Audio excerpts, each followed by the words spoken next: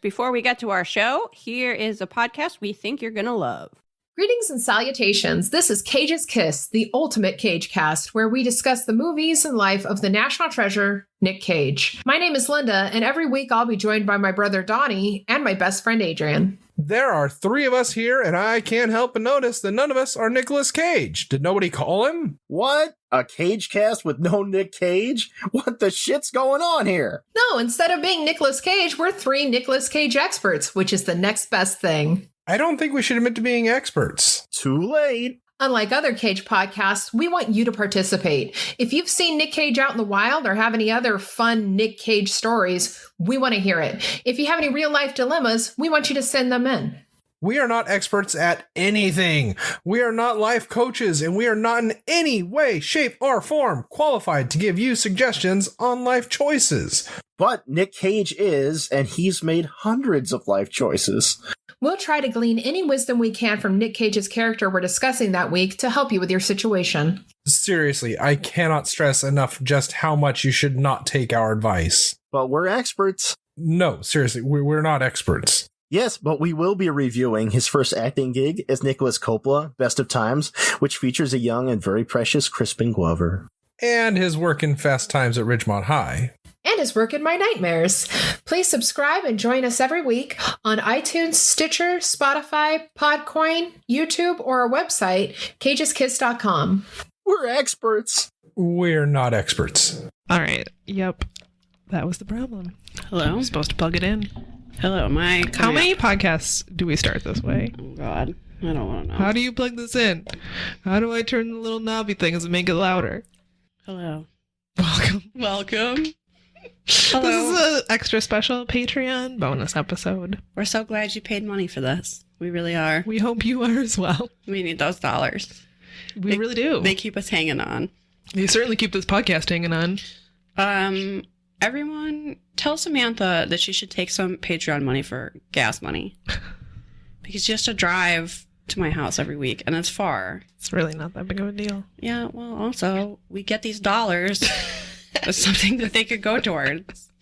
People in our Facebook group, well, I say people, as if it's more than one person. One person recommended using Patreon money to buy polar water, as if we haven't done that before. But I appreciated the... I mean, it's not something we regularly do. No, that's true. You know what? But maybe we'll start. Maybe we will. Maybe we'll get a subscription. I hope that's a thing. And it just shows up. That would be oh my God, that would be lovely. Polar. Here we are coming up with good ideas for companies again for free. We really need to stop. We really should. So perhaps you can tell that I'm at a little bit of the end of my rope. And I think part of that is that I'm a bad mental space. Because last night I watched a documentary called Behind the Curve. You chose to do this. Samantha had already seen it. I wanted to see it. Okay, and it's thrown me into a huge moral quandary. Part of the problem is not only did you watch this documentary, but then you went on Twitter and spent I don't know how many hours looking for flat Earth memes. Not that long.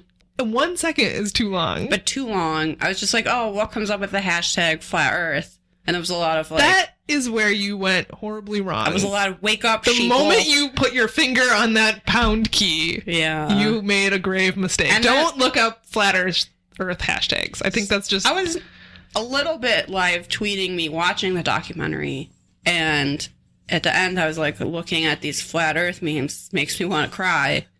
And then someone retweeted that, and I was like, oh. That's Lenny Briscoe howling in despair in the background. Oh, who retweeted that? I would be interested to know, because I do not value my time. And then I looked, and it was someone who who's main bio, right? This is the thing. They define their existence on this globe. How they define their existence on this globe is that they are researching the fact that the Boston Marathon bombing is a false flag. It's a simulation meant to deceive the public, I believe was their bio. And I don't know if that's their hobby or their profession. Also, this person is in Canada, and I'm just going to say I expect better. That's true. I didn't realize they were Canadian. I expect better from Canada. Also, I'm just not sure what they meant in retweeting. your tweet? I don't know. Did they I think you were a flat earther? I think so. Were they doing it unironically? I think so, because there was lots of flat earth, pro-flat earth things. But I don't understand how me saying, looking at flat earth memes makes me want to cry. Maybe they thought, like, at the beauty? Maybe. Or maybe it makes you want to cry because your eyes have been opened to the truth. Or maybe they were just like, good, take it. Take the pain of learning the truth. You've realized that the heliocentric mainstream media's lies. We're globers, is what people in the Flat Earth documentary kept saying. I thought it was globe heads. Or is that someone? I may have heard that somewhere else. You know, it's probably both. I'm sure they have lots of nicknames. Derogatory terms for those of us who believe in the globe Earth conspiracy. Okay, here's my moral quandary before we start. All right. Really breaking down this this documentary. Is this your only documentary. moral quandary? No, or but just the first of many? It's the main moral quandary. When is it acceptable to make fun of someone for their beliefs? I think that is the question this documentary is asking. And they do seem to have a thesis at the end about, you know, not excluding people and pushing people to the fringe. But then most of the documentary is like subtly making fun of these people. Yes. So I'm not really sure what to think. I'm not sure that the documentary makes a cohesive point on that. I think maybe it pretends that it does. While also ridiculing these people. Yes. I think it spends a long time conveniently editing them to look foolish. And then... Which admittedly is probably not that hard. No. But then at the end is like, oh, making fun of people is not the way to engage them. Right. But also... Which I don't necessarily disagree with. But then also the like last bit of the movie is like a slam dunk making fun of them. Like they go into this like almost poetic montage about respect and different ideas and da-da-da-da-da. And then right, it's and how like, there's global implications for this misinformation. And then it's like, whatever. We'll oh, get by to the it. way, you're fucking wrong. But bam! End of documentary. It really is. So then I was thinking about all the stuff that bothered me in it that I wanted to talk about today. And then I was like, is it appropriate for me to be like, it made me very uncomfortable to watch. I have a lot of questions about how the flat earth theory even works. As do we all. But then I was just like, is that really fair? I think asking those questions is perfectly fair. Okay, but I also have like meaner questions. Right? Like there are people in this documentary that I think I don't feel bad ridiculing, and we'll probably get to who they are. Yeah. And then there's other people where you're like, I don't know. It's a hard one. It's a hard question to answer. I'm not really sure, because you want to have compassion for people, and all the people that they talk to in the documentary who are on the side of science, who say don't push these people to the fringes, they make good points, and I'm on board with it. But I'm also... It's also the earth is round. Yeah, and some of the things these people say are just ludicrous. And it's hard to know. Okay, are we contributing to the problem by mocking these people? Two things come to mind. One is that I find this very different than anti-vax. And a couple points in the documentary, believing the earth was flat and being anti-vax are kind of conflated. And I'm sure there's lots of people who believe both of those things. But I would see anti-vax as actively harmful and believing that the earth is flat harmless. Right? I think they are on two different levels. Now, a lot of people in the documentary are both. And I feel like that's probably true for a lot of people who believe in flat Earth, because I think we've talked about this before. If you don't only believe the Earth is flat, right? You that's get not there. Your only conspiracy theory. No one goes from zero to the Earth is flat, despite what Mark Sargent would have us believe. So to him, I think it's like the gateway drug of conspiracies. But it's not. There's absolutely no way. But just. So, okay, so am I mean about the anti-vax belief? Yes.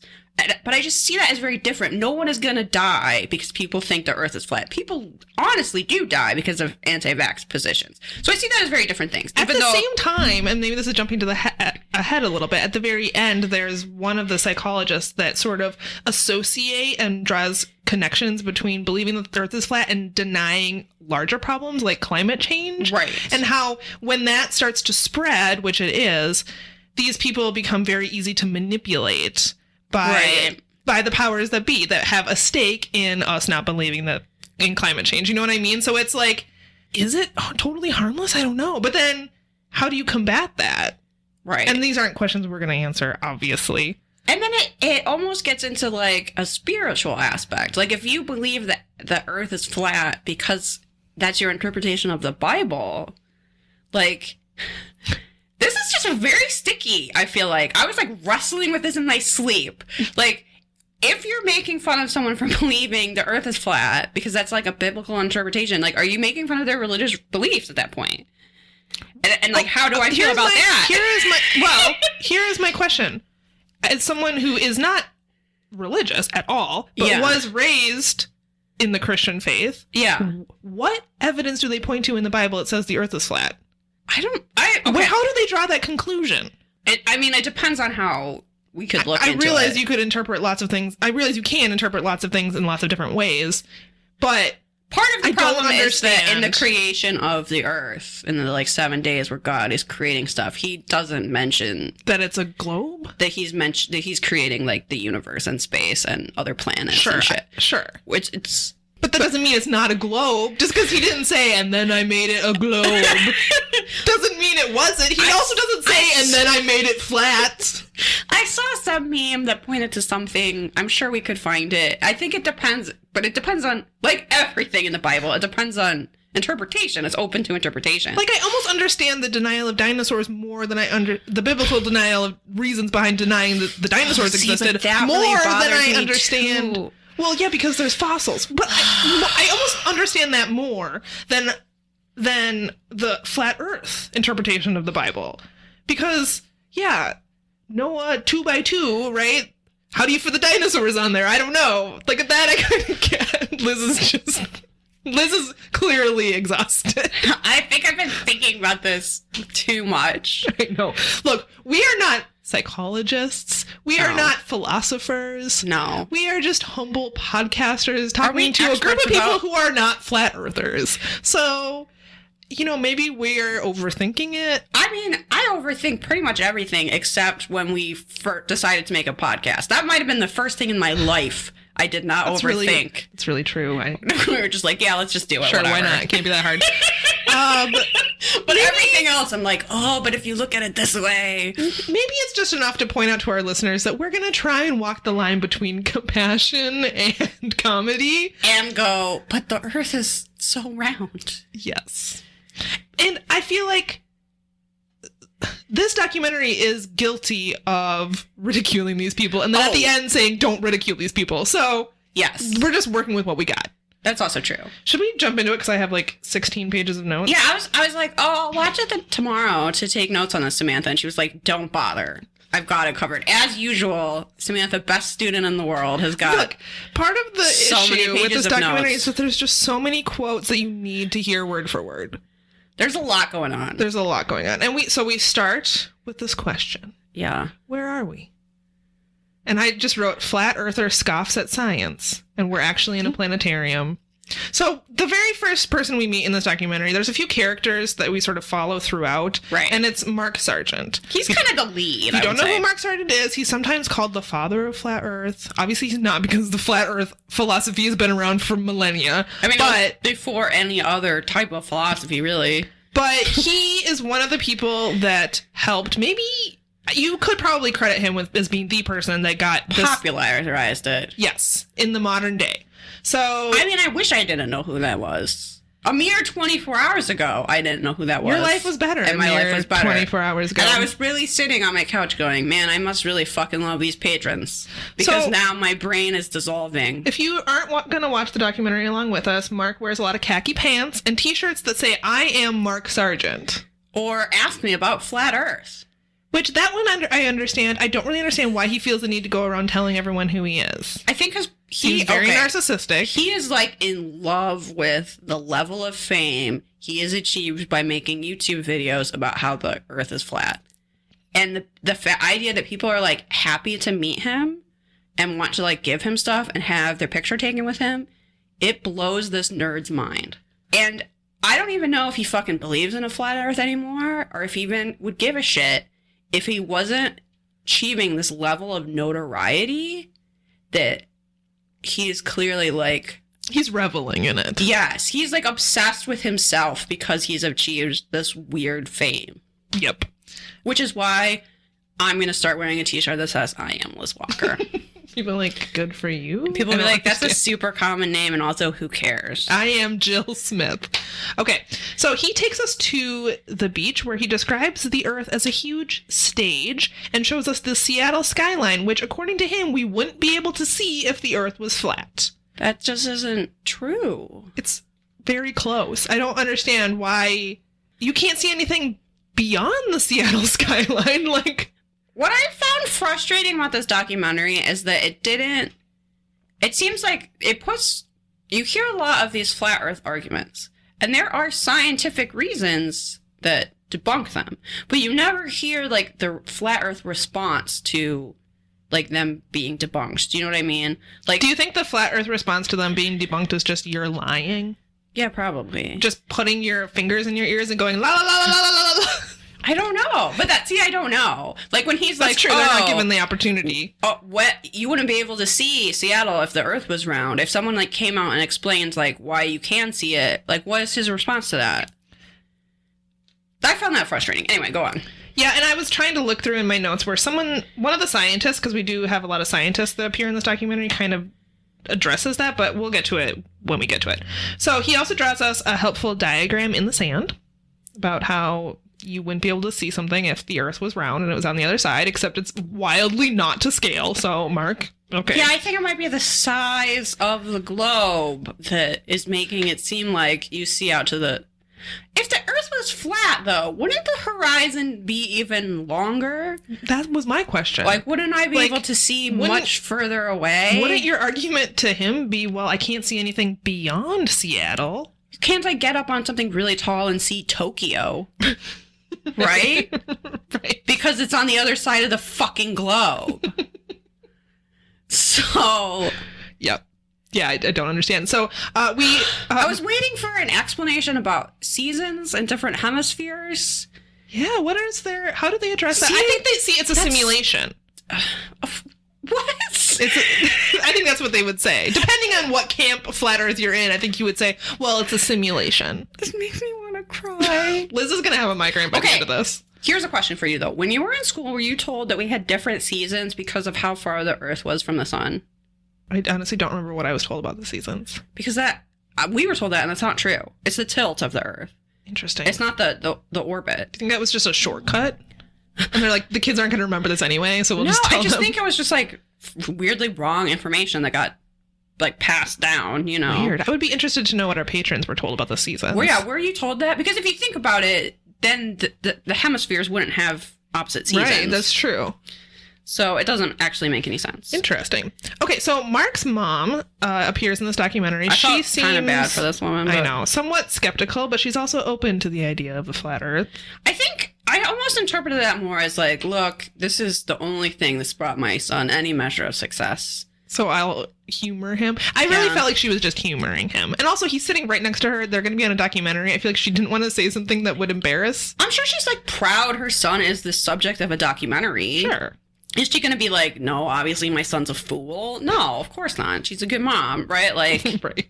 That would have been great, though. If she had just dunked on him. That would be wonderful. If she was like, yeah, Mark, how come I can't see Tokyo from my house?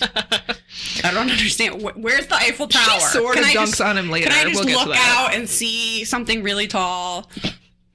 So Mark talks about his journey to becoming a flat earther, which apparently involved some very convincing YouTube videos in which some guy who claims to have been a contract artist for NASA says that he was at a, quote, high-level NASA party, unquote, where they told him that GPS devices don't work in Antarctica because the Earth is flat. And this is where the documentary makes fun of it, because they show this, like, animation where there's a little sign that says, high-level NASA party.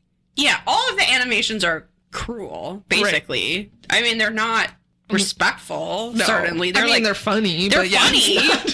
But for a documentary that the end is like, don't make fun of these poor morons. Respect them. It's like, you haven't been. Right. Why are you telling me that? Exactly. Also, everyone in Flat Earth hates NASA and thinks NASA's a bunch of liars.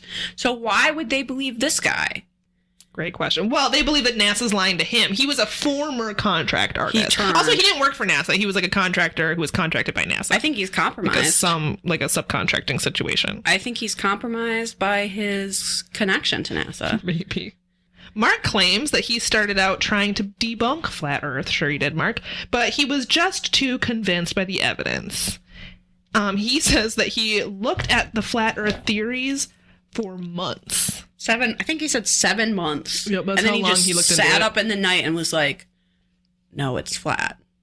Like, he just had this, like, revelation moment. I'm skeptical about the story, but okay, Mark. This is all so troubling. Mark is an intense person, but he has the gift of the gab. He's a nerd, and he clearly got very passionately involved in things, which I can sort of relate to, though I would have burned out on this flat earth thing a long time ago. We learned that at one point he was known for making his own fireworks. And then later... That's just one sentence thrown out there. And that later he was a digital pinball champion. Both of those things make total sense. So Absolutely. He's found this world that he can rule because unlike many, I think your stereotypical idea of a nerd is that they're shy, they're introverted, they don't like talking to women, like they're hiding in a basement somewhere. This guy is very social. He wants to get out, he wants to spread the word of Flat Earth so he can rule over the rest of the Flat absolutely. Earthers. He loved being a big fish in a small pond. Yeah. Absolutely. So then we are introduced to this idea of no nonstop flights in the southern hemisphere, which is like the first thing that convinced Mark that the Earth was flat. Because it's almost like there's a lot of ocean in the southern hemisphere, and also there are nonstop flights in the southern hemisphere. There are flights, perhaps not as many. Yeah, but they are. He claims that he like pulled up the flight app tracker and just stared at it for like a month straight, and he never saw any flights. But then we're introduced to our first scientist. This is Hannelore Gerling Dunsmore. I maybe pronounced her name wrong. She had awesome purple hair. She is an astrophysicist from Caltech, and they play her Mark's video in which he talks about there being no flights in the southern hemisphere, and she says, this is really something. And then she pulls up the flight tracker app herself and says, this is a very easy test to perform. Look at this flight. Just where is it going? In 2 seconds. She's like, where's this guy going? Looks like the southern hemisphere to me. Where'd this plane come from? Could it be the southern hemisphere? So this theory is debunked very quickly. But does this relate to people who don't believe there's an Australia? What? Yeah. They don't believe that Australia exists? Yes. Hello, Australian listeners. There are people. Why? Maybe because if there is an Australia, that wrecks some of these flat Earth theories. Because there's no southern hemisphere if the Earth is flat? Yeah. My head hurts. I don't know. Mac I was going to Google it, but I don't know if I want to go down that rabbit hole. Mac was telling me that there are people who believe there isn't an Australia, and if you've ever met someone from Australia, they are an actor. That there is no... Hi, Australians. You don't exist. Where did the kangaroos come from? Well, see, and those adorable little wallaby things. See how weird that sounds? There's no way that's real. Of course, it's a massive government cover-up. Yeah. Why? What does the government... What do the globalists benefit from for having a secret continent? That's where they can send people? I don't understand. But if it doesn't exist, then they can't send them there. I'm so confused. I don't know what benefit there is in faking that the Earth is a globe either. That was my question this whole time. Why? When we were in high school, when we were learning how to write your fucking 5-paragraph essay, right? With a thesis statement. A thesis, an introduction, the body, the conclusion. If you didn't really have a thesis, the teacher would write "so what" on it. You weren't making a bigger point, right? You had to... Right, what is the flat Earth thesis? So then I was so the whole time I was just thinking, so what? Why bother? You wanted to get out your red pen. Yeah. Give them all a C-. What is the bigger... Why? -10 for not having a thesis. Yeah. I still don't know. Maybe we never will. Okay, so we also meet a couple other people I made an effort at the beginning of this to write down all of the names of the people who appear, and then I would forget their names as the documentary went on, so forgive me. Yeah. Okay, fine. so we meet a professor of psychology, a physicist. We meet Scott Kelly, the astronaut, who says, quote, "I can't believe I'm talking about this." He says that You and me both, Scott Kelly. the first time that he heard about flat Earth, he was in space, which is a mind-blowing idea. Can you imagine being up there in space? He's in literal fucking space, right? He probably had a dream as a child, like, oh, I would love to be an astronaut and go to space. And for him, that dream actually came true. And he's floating in space. looking at the globe. Looking at the globe out a little window going, oh man, I can't believe I finally did it. And then someone's like, hey, do you have anything to say to the flat earthers? And he goes, I'm sorry, what? Just gonna vent this spaceship right now. I'm sorry. Are you talking about that globe that I see right there? That everyone has seen pictures of? They're fake, Liz. But why? Artists made those. Why bother? Also, what a talented artist. Yeah. Greatest artist of all time. Yeah, they can simulate the whole globe, Liz. They can simulate the moon. They can simulate a whole continent, Australia, that doesn't exist. Well, also, yeah, the moon isn't real. That's a hologram. Yep. Okay, so we also It's meet all falling apart. Tim Urban is a science writer who appears a lot in this documentary. We'll probably quote a lot. He says they are wacky, yet they find this audience. These are fairly normal people, at least some of them. There's this phenomenon now that there's so many people. Like, at one point, someone talks about having a Facebook group with 53,000 people in it. And yeah, do some people who join these groups do them to mock flat earthers? Yeah, but Not enough. not nearly enough. And people like Shaq believe the earth is flat. So Yeah. people who have access to wealth and power and you would think An knowledge, audience. yeah, go, you know what? I think the earth is flat. And I go, huh? And a little piece of me dies for some reason. Let's just have a moment of silence for all the brain cells we lost while watching this. Honestly, I think my brain hurt watching it. Mark Sargent spends a few minutes talking about how he gets recognized in public. Which is his absolute favorite thing. It probably has something to do with the fact that he walks around with a shirt with his name on it. Which I'm going to start doing to promote the podcast. And no one will ever recognize me. Next, we meet someone who I think is probably Liz's favorite character in this documentary. This is Nathan Thompson, who we meet while he is bouncing a ping pong ball on a sledgehammer. Oh, yeah. Yeah, this was my... I'm going to start calling him Nathan the Brain Thompson. What do you think about that? This is someone that I don't have a moral quandary about whether we should be nice to. I'm fine with being fucking mean to this asshole because he's an asshole. Yeah, he's reveals himself to be anti-Semitic later on and all kinds of BS. He's a transphobe. He thinks the government is trying to turn us all trans for some reason. What reason? It's not clear. But it is the Jews' fault. He was clear about that. So, yeah, knowing that... Can you imagine a documentary comes to interview you? And you're like, great, let me go get 2 sledgehammers and a ping pong ball because I know exactly what I want to be filmed doing. This is going to show everyone how smart I am. That is the reaction of not even a 12-year-old boy, like an 8-year-old boy would be like, look what I can do. I can bounce a ping pong ball and a sledgehammer while I recite all of the states. Which is apparently a brain exercise he does, because he says, 5 years ago I started doing this whole brain power program, which involves bouncing balls on hammers, working on my penmanship, working on my memory. Working on my penmanship. And then 6 years ago, my brain coach told me, Nathan, you gotta look into flat Earth. Nathan, this brain power thing, it ain't fucking working. Let me tell you. You might want to switch to some sort of antioxidant smoothies or something. Look, go find some other MLM because this was not... Yeah, this scheme has suckered you and you are not smarter. Do some crosswords. That's what I would recommend. You could become a brain coach and just tell people to bounce ping pong balls on Samantha and I sledgehammers. are now brain coaches. You can access our elite knowledge at the new Patreon tier of $100 a month. And we will give you... so smart. And we'll give you just wisdom. We'll send you wisdom each month for $100. Hey, you're welcome. Yeah. Brain coaching. Whole brain power program. Yeah. Look that up on Instagram. I'm sure it's there. And it's not just going to be us writing down riddles we found on popsicle sticks. Like, it's No. going to be, like, really smart stuff. It's not just going to be us telling you to do Sudoku, okay? And that you should come it's over going to and... be way more Yeah. smart than that. Yeah. Absolutely. You definitely want that from me. Nathan says, the more I researched it, the more I realized that the biblical cosmology is a geocentric cosmology. Then I realized why they're hiding the truth. They don't want anyone to know anything. They want people dumb so they can inject you with their vaccines and their public schooling and their heliocentric model, which is basically forced sun worship.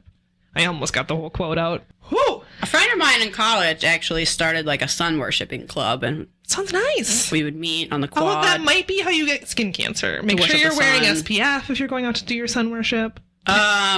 Forced sun worship. They're going to inject you with their vaccines and their public schooling. Please get vaccinated.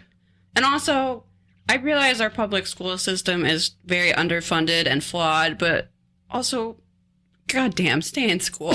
Please. So public school teachers are heroes and doing the best they can, and you're going to get a better education going to public school than bouncing a ball on a sledgehammer. Sledgehammers. I was like, oh, you're homeschooled. You don't say. Shocking. I don't think the person that homeschooled you was qualified to do so. Yeah, so also Nathan is a little bit manic, and the cameraman kind of like follows him around, and you can tell his brain is just going, like, his brain is that ping pong ball. It's just bouncing from one thing to another. And he also is loving being on camera. So we're walking along, and he turns around and he goes, you know, they made up the dinosaurs? And the cameraman goes, who? And he goes, people in the school system to perpetuate this 6 billion year old Earth.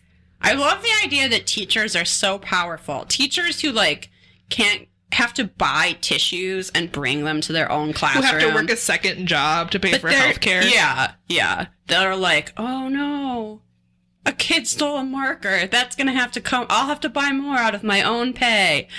But they yet can invent dinosaurs. Mhm. Thanks a lot, Mom.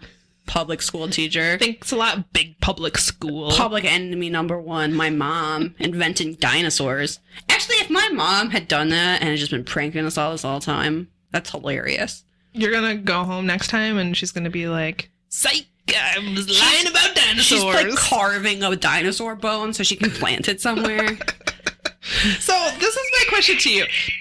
I'm seriously picturing my mom in a rocking chair, like whittling a gigantic dinosaur bone, like, oh, hi, Liz. I have to just bury this in the desert. flag. Yeah. I don't want anyone to know anything. That's how we're going to get people vaccines. And make them do forced sun worship. Yeah. My mom's real goal to get everyone to worship the sun. Well, you should be worshiping Jesus, Liz, Oh my god. not the sun. So, all right. This is so. I have a question. Did you ever see like when this guy accosted that NASA employee in the Starbucks and how when it went viral? And then goes to get kicked out of Starbucks. So this Nathan guy, you may have seen the viral story, accosted a NASA employee in a Starbucks, someone who's just trying to mind their own business and get a coffee. About why he's lying to us and why he gets up and decides to be evil. Yeah, so he films it on his cell phone and unsurprisingly gets kicked out. But he is very proud of this. He tells us, so I ran into this NASA employee in Starbucks and I asked him why NASA means to deceive in Hebrew. Well, technically it's pronounced... Well, technically it's pronounced Nasha, but it sounds so similar. Oh my god. So that's what he was doing in Starbucks to this poor man who's just trying to get his fucking frappuccino. Yeah, I just need a latte. And then we get a clip of the cell phone video where he goes, well, I just got kicked out of Starbucks for asking a NASA employee questions. Yeah, for harassing their customers in line, which is not good for business. Because in the video, he's like, so you hate America, right? And the guy is like, excuse me? Yeah. Where did you get that idea? I really hope I'm one day in line for Starbucks and someone comes up to me and is like, so you hate America, right? And I'll just be like, yeah. What about it? Are you gonna like buy my drink or what's going on here? Am I gonna get a free Mountain Dew? Hitting on me? Because you're right, I do hate America, but I'm married, so. This is really sexy, but I gotta go. Yeah, I gotta go. You weirdo. So Nathan is the guy who runs a Facebook group with 53,000 members. He apparently had to start his own Facebook group because he got kicked out of so many others. Hard to believe. So then we see him accosting a stranger in a parking lot and about how the earth is flat. And then as he walks away, he goes, "That's how it's done." Yeah, it's scaring people that are just like gonna accidentally back out into another car because they're just trying to get away. So they're like, "Oh God, who is this man?" In the car, he unironically plays flat earth music. And then while he's driving, he pulls out his must-read books. And then he opens one and starts reading it while he's driving this car. This guy is kind of a menace to society, honestly. That's really not safe. Also, does he need those books on him at all times? Hasn't he read them? I don't know. Doesn't he know that? Wait, first of all, these books look so long, and I just don't really understand what they could possibly say other than the earth is flat on every page. I mean, one of his must-reads was 1984, which I think he's interpreting that book incorrectly. But... I really hate when that happens. So. Next, Nathan tells us, everyone thinks we live in our mom's basements. That's not true. We test everything, and we're all super successful. Or doing our own thing, which was his code for not successful at all. And I was like, so you live in your mom's attic? Which, whatever, lots of people live with family. That's not really a thing of anything. It's just this guy is so irritating. And he's also doing that 8-year-old boy thing where he's like, everyone thinks that we don't know what we're doing, but actually we're really successful. Yeah. And it's like, I kind of just want to punch you. I want to push you down some stairs. I'm guessing you got pushed down some stairs a lot as a kid, and that's why you started to be homeschooled, but also I want to push you down some stairs. Yeah, this actually, an 8-year-old once told me that that he was popular at school because he's like really fast. And that other kids respect him because he's like how fast he is. I'm sure that's true. Yeah. Was this kid a huge nerd? Yes. So it's very similar, I have to say. Hopefully someone intercepts him before he starts going down the flat earth track and steers him towards actual science. I think he would be very angry to know this was such a... I kind of want to get in touch with him. Be like, could you tell your 8-year-old son that there's a growing flat earth movement just so he can be mad about it? We should all be mad about it. All right, now mercifully, we leave Nathan for a little while and go back to Mark Sargent, who is proud of his flat earth license plate and shows us a bunch of pictures of other flat earth license plates, which he's also he thinks are very clever. He started it. He had the first one. So I think that we get this little clip of Nathan just to make Mark seem like way more tolerable. Like, Mark is like the sane one in comparison because he has not blamed everything on the Jews and he just got a vanity license plate and is not screaming at people in a Starbucks. So you're like, oh, okay. This documentary does show us sort of different factions of Flat Earth. Like, it doesn't go deep into it, but we get, like, the Mark Sargent folks, and then we get, like, the ones who are biblical about it, and then later we're going to meet the people who think they're doing science. It's interesting that Mark doesn't seem interested in the Bible. Like, maybe he isn't, it never comes up, but you're right. I think he just is one of the conspiracy people. There's some people that are just very focused on the conspiracy aspect, and then there's people that believe the same thing, but it's because of the Bible, that's baffling to me. I understand the Bible thing a lot better than the government's lying. About everything. They're actually lizard people, and this is all a hologram. Okay, all right. We're not quite there, but at some point we're going to see a model of the flat Earth, right? So the Earth is a pizza, picture of pizza. Yep. The sky is a dome, like you would see at a planetarium. And there's a Game of Thrones style ice wall that's a crust around the entire thing. That's your piece of crust. What is below the Earth? It can't be the sky, because that's a dome. So what is fucking below it? They don't believe in space. Maybe it's... I don't know. I was waiting for that to be addressed. A big monkey is holding it up. Yeah. Maybe there's an Italian man with a pot belly. And he's just holding it on one hand. I don't know. I don't have an explanation. That, I don't know. for some reason, really bothers me. And Maybe you should join a Flat Earth Facebook group and ask. no. No. Oh, what a great moment in this documentary is when Mark is flipping through these, like a slideshow of some of his favorite Flat Earth license plates, and he goes, look, this one says NASA lies, but if you just glance at it, it looks like nasal eyes. Yeah, that's And how he you thinks got that's it passed. super clever, and that's gonna, like, I don't know. Because you're not supposed to have certain things, you know, there's restrictions on what you can have. The government won't let you have a license plate that says fuck the government. Right, like I couldn't get a fuck Trump license plate. But Sadly. yeah, I might cough up the extra money for that. But he's like, oh, look how clever this is. You can't prove that it's really saying NASA lies. And I was also like, yeah, I don't think they care. I think, yeah, they're probably just really proud that they got one over on the DMV. Yay. Good for them. All right, next. The most overworked people ever. Oh, good for you. Next, Mark shows off all his Flat Earth merch. Yeah. He's got Flat Earth clocks. He's got a Flat Earth watch. Like a paddle with a globe, that thing you like hit with the ball and a string. Yep, which he thinks is ironic because, yeah, you're hitting a globe. Yeah. Haha. Unlike a globe, which is a ball shape, the Flat Earth shape fits on a lot more cool shit. So, I mean, you can make a clock out of it. Sure. It kind of just, I mean, other than the ice wall thing, it kind of just looks like a flat version of a globe, but whatever. Some people might call it a map. But no, not a flat earther. No. He has a lot of models of the Flat Earth. Wouldn't people live by the edge of the earth then? I think that's what the ice wall is for. But Can you fall off the Flat Earth? I guess not if there's the dome. Not everyone believes in the dome. I know. I'm so tired. Right now, I'm so My glad I brain hurts. don't teach science because I think this would have made me literally cry. And I was like a terrible science student too. Same. So if this is making me like this viscerally upset, I can't imagine if I was like a high school science teacher watching this. Like, you would just be sobbing, I think. It shortens their lifespans for sure. So if you have a science teacher in your life that you don't like, be sure to tell them to watch this documentary. So next, Mark shows us like his giant Flat Earth coffee table and says that unlike other conspiracies, which are cynical and dark, Flat Earth is positive and gives people so much energy that they make things. And then he asks, when was the last time someone made a happy folk tune about 9/11?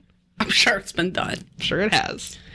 Which, yeah, also 9/11 denialists. Yeah. Is anyone surprised that most, if not all, of the Flat Earthers in this documentary also deny 9/11? Okay, so next we're going to meet Patricia Steele. And at one point, she doesn't go into it, but she says that she doesn't believe planes flew into buildings. Like, most of the 9/11 conspiracy theories I've heard have been like it was orchestrated by the government. Not that it straight up didn't happen. Oh, no. Samantha. Maybe I'm a sweet summer child. Yeah, you are. I don't understand how you That's one level. There's one level of 9/11 and conspiracy theory that is the government was really in charge of it in order to orchestrate wars, etc.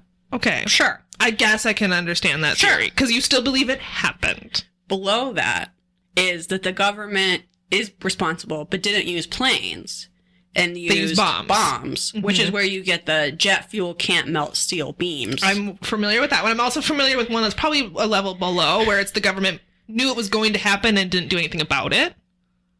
Oh, yeah, I'm kind of on that one. Which, that one I can kind of... Like, to an extent. Right. To an extent. Right, so... People are like, I'm unsubscribing from this podcast. Maybe you don't think that's a conspiracy theory. I don't know. This is such a quagmire. So I guess I'm not familiar with the ones above. So I think she's at when she's saying, I don't think planes flew into buildings, I think she's saying... It's a simulation? The government did it with bombs. That's how I interpreted it. Okay. But maybe she doesn't think it happened at all. Even though people fucking witnessed it and you can watch the... She says that the Boston Marathon was a simulation. I don't understand that one at all. Why? Why the Boston Marathon bombing of all things? These people think that everything is a false flag, right? So I'm sure she believes Sandy Hook is a false flag. I'm sure she believes every other shooting is a false flag. You know what I mean? Like, but the Boston Marathon is just like one in a long list. People act like stuff like that was orchestrated by the government to like repossess guns, but they never happened. They never did that or even tried. So what? They just did these shootings and bombings, and then we're like, well, that was fun, I guess. Anyway, so I'm kind of personally offended by Patricia. Okay, let's hear. So we're next introduced to Patricia Steele, and I want to hear why you're personally offended. Oh, is it her music, taste in music? Yes. Yeah, I saw this one coming. Yes. I don't even know why this needed to be included in the documentary. Patricia is a big Morrissey Smiths fan, which stabbed me right in the heart. She makes a point of saying that they're not flat earthers, though. Yet. Yet. There's hope. There's hope. Morrissey is a terrible person, has repugnant political views, but she does point out he is not yet a flat earther, and I was like, give it a few days. Probably he will be. Get in touch, Patricia. But as much as I was like, ooh, that stings, because she has like, the reason this comes up, I think, is because she has all these albums and stuff up in her little recording area. It's decorated with Smith's albums and stuff. But the thing is, nobody is into the Smiths like a little. It's like, it's a thing that attracts obsessive people. Good point. So I was like, you know what? As She's sad not the as only that one. is, I get it. as a person who previously alarmed her friends and family by being too into the Smiths, to the point where people were really like, Liz, are you okay? I was like, yeah, I suppose that would. It sort of jives. But that makes me really, really sad. Yeah. So she's, really, she shows off her music collection, all her cats. She seems like independently wealthy in some way. Yeah, she seems to be. Because there's some talk of her like moving to England, impulsively moving to England and like moving back. And I don't know. I just got the impression she was like quite well off. Her house is beautiful. Yeah. Very large. She seems like, I don't know. Yeah. She seems to have no concern for like the real world and has a lot of time to just talk to people about flat Earth. Yeah, that is quite true. Okay, so she runs a YouTube channel. I'm not entirely sure what the channel is called, if this is like the show she does or if it's her channel, but it's Flat Earth and Other Hot Potatoes. It's the worst fucking title I've ever heard. Terrible. This woman has the huge benefit of being gorgeous. Yeah. Which is an absolute privilege that gets you a lot of things in life. I have not experienced this myself, but I've definitely been places with gorgeous people and seen that happen. Oh, yeah, we all know. Where all of a sudden it's like, wait, how come I never get service this good? It's like, oh, because I don't look like a fucking model. This woman looks like a low-rent Julianne Moore. Yeah. Where she's not that pretty, but she's like, you know, approaching that pretty. And definitely is the queen of the flat Earth We gotta plug this in. ball. Oh, is it not? Yeah. It says your battery's running low. Okay. I didn't want us to have a tragedy. No, that would be... I can't do this again. I emotionally am not prepared. So, what was I saying? Patricia... How beautiful Patricia Steele is. I think... Steer, not That's- Steele. I think I've called her Steele this whole time. Steer like the cow. She's trying to steer you wrong. Yeah. That's actually a conspiracy. We'll get to it. Yeah, anyway. People are enchanted by her beauty. They're charmed. And listen to her flat earth. She started off as just a flat earth journalist talking to other flat earthers. And then her and Mark have this like will they, weird won't they sexual tension. romance that never quite happens. It seems like they were kindling some sort of romance. It didn't work out. She is completely moved on and is happy being platonic friends, and Mark really wants to bone. Yeah. And that's quite apparent through the whole documentary. Mark, you're Mark Sargent. You'll find someone else. So her and Mark do a show, I think weekly, that they call The Secret Show. I don't It's very creative. understand how they have stuff to talk about every week. I think they find things in current events. So recently, the show we watched them record, they talked about a satellite that came down on a balloon. And they talk about how we always say that satellites, people ask, how do satellites get up there? And we say balloons, and then they scoff at us. Well, there's the balloon. It's like, no, it came down. It came down on the balloon. It didn't go. My head hurts. My head literally hurts. It honestly... Because what do you do? Like, what? Well, you can't argue with these people. And, I mean, we'll get to it, I guess. But anyway, they talk at length about their failed romantic relationship. Yeah, we got, like, almost too much information on that. Far too much. Don't really care. And then we learn that they are them and other characters in this documentary are gearing up for the Flat Earth Conference, in which Mark is the keynote speaker. He's going to come up and go, guess what, folks? Earth still flat. I don't understand how there's that much to say. They've written books about it, Liz. I don't know. Maintain that if I believe the Earth is flat, my life would go on tomorrow pretty much unchanged. I would secretly, smugly to myself go, I know the truth. The Earth is flat. And maybe other people would refer to it being a globe, and I would kind of chuckle because I knew how wrong they were. But I can't imagine dedicating any time to it. Because it would just continue to be flat, whether you got people to believe it or not. I don't know.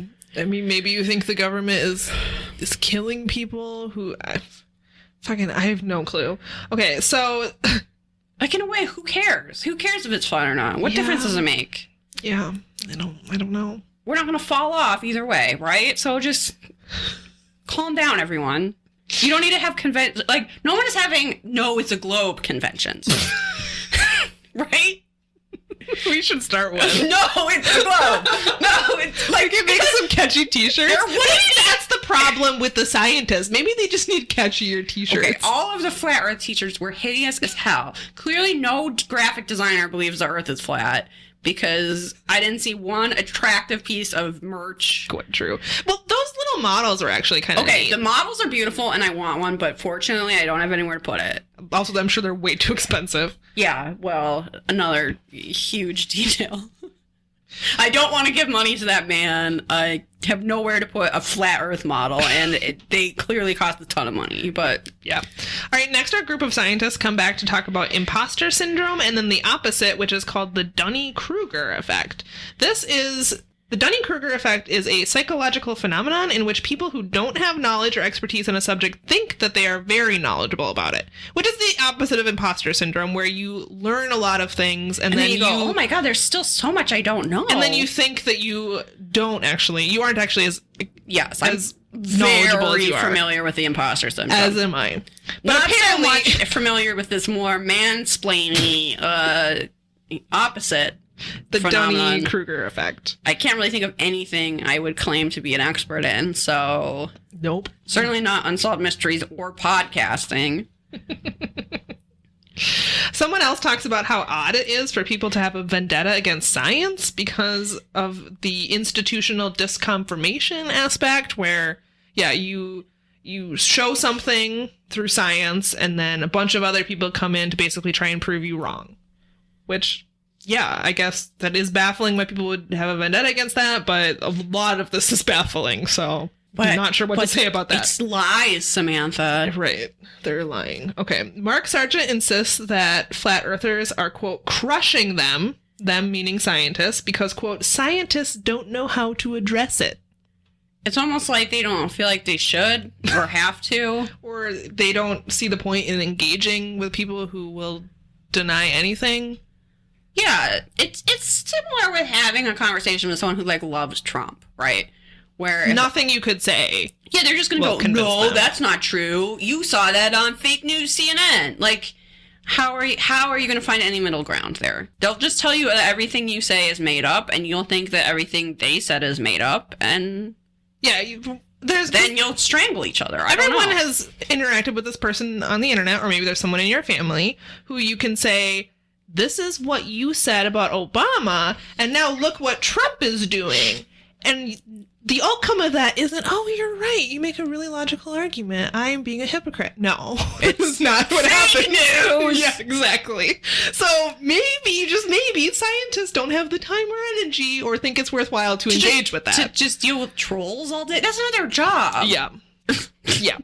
I guess maybe someone is saying scientists need more PR people that just spend all their time arguing with flat earthers? Why? What? I don't know. So Mark says that they have questions out there that scientists can't answer. Like, what? Give me one. He doesn't. But we next get Dr. Spiros Mikolakis, I'm sure I pronounced his name wrong, who refutes this by saying, how much time do we have to disprove every theory? Oftentimes, the things they want us to debate aren't even theories, either because they aren't falsifiable or because they've already been falsified. Right. Yeah. So now we get back to Nathan, the brain, Oh, Samantha's true love. who says that it's ludicrous what they're teaching. That we can't feel the Earth move even though we are traveling faster than a speeding bullet through space. Yeah, but then they bring in a high school science teacher who explains that if you throw a ball up into the air while you're in a moving car, the ball comes back down in your hand. It doesn't fly through the back windshield. It's a really good point. Yeah. It's like a really Simple way to disprove. Yeah, I was like, this is a good teacher. Like, that was very easy to digest, made a lot of sense, and you just went, oh, yeah. Yeah, makes Yeah. sense. That was instantly disproven. Very effective communication. Uh-huh. So next, Mark's mom asks him, are there any scientists in Flat Earth? To which we get a pause and then, no. And they can't be, because once you get to a certain level of education, the system more or less owns you, and you aren't allowed to do certain things. That is Mark's answer. I guess he's referring to student loan debt. The system owns you, and then part of your some people don't know this, but you will get a discount on your student loans if you promise to always say the Earth is a globe. That's how the system owns you. I'm pretty sure. Yes, it's 0.05%. I mean, it's a very small discount, but like, every bit helps. Yeah. So yeah, every scientist has agreed to that scheme. All right, next we go to a Flat Earth meetup where we meet Bob. I'm not sure if the K is silent. It's Nodal or Canodal.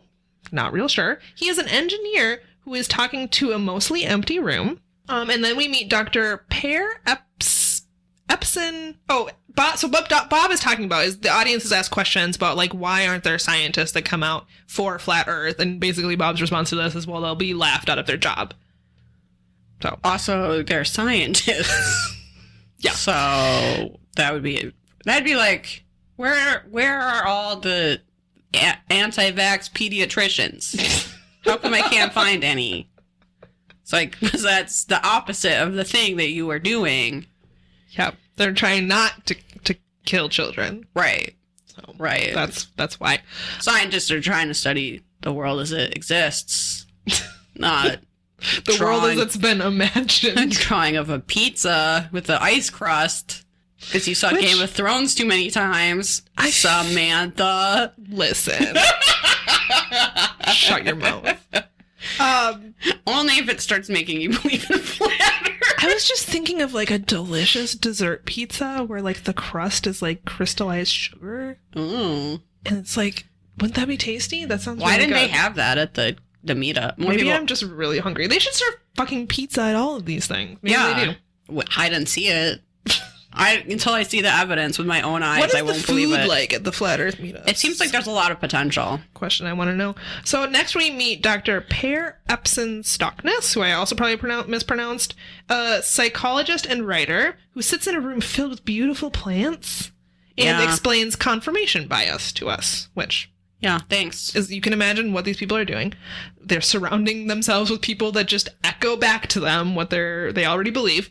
This is when they introduce the infighting that exists in the Flat Earth. This is my favorite part. Like the Flat Earth, I don't know. There's factions. Yeah, there's factions of Flat Earth. They've splintered off into different groups. As Samantha mentioned, not everyone believes in the dome. Some people believe in an infinite sky. Yes. Some of the people believe in the hologram. Who the fuck would have made the dome? Right. God, I guess. Out of what? Out of what? Glass? I don't even understand. Space plastic. I don't fucking know. One of my favorite quotes comes from some unnamed person on this panel at this meetup who says, look, we can't have agendas diverting us from the fact that we don't know if the Earth is a ball. It's just very important, Liz. I just insist it doesn't really matter. I mean, it apparently does to them. So the people at the meetup seem to be in the anti-Mark Sargent camp. Mark explains the Flat Earth factions to us, basically, the dome or no dome, etc. And then they introduce this rift between Mark and this other, like, bigwig in the Flat Earth community who is called Matt Boylan. He also makes YouTube videos. He seems even more unlikable than the people that we see in the documentary, which is baffling.